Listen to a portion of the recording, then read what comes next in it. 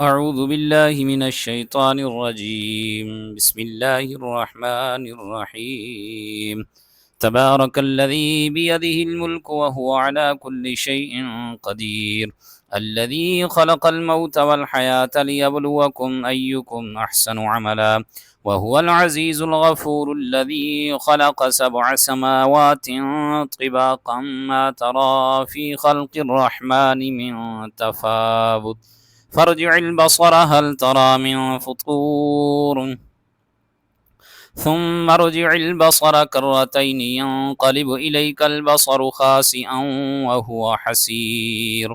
ولقد زينا السماء الدنيا بمصابيح وجعلناها رجوما للشياطين وأعتدنا لهم عذاب السعير وللذين كفروا بربهم عذاب جهنم وبئس المصير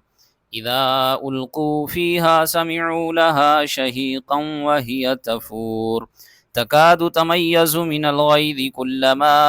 ألقي فيها فوج سألهم خزنتها ألم يأتكم نذير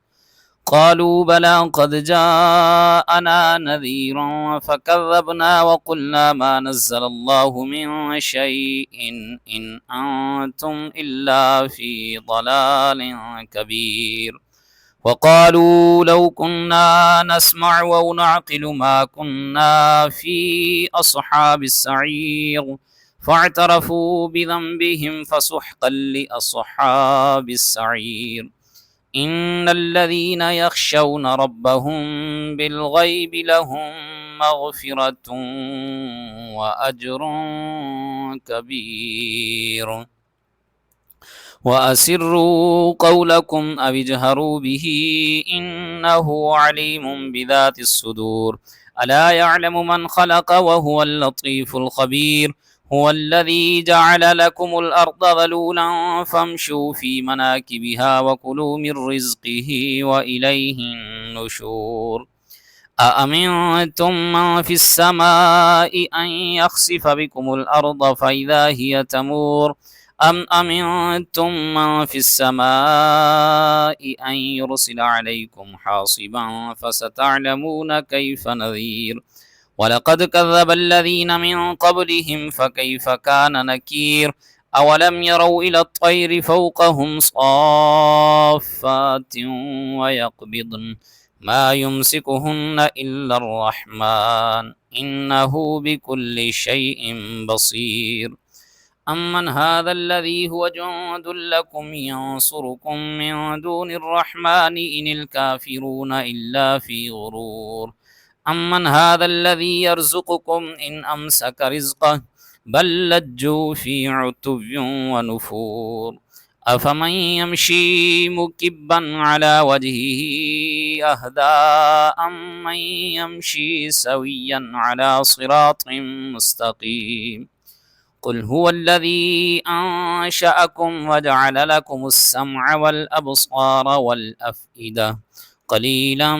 ما تشكرون قل هو الذي ذرأكم في الأرض وإليه تحشرون ويقولون متى هذا الوعد إن كنتم صادقين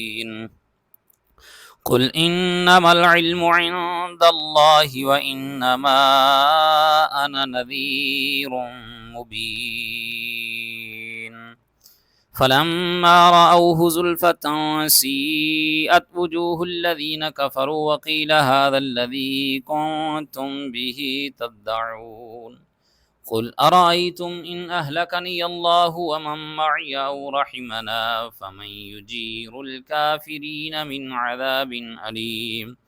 قل هو الرحمن آمنا به وعليه توكلنا فستعلمون من هو في ضلال مبين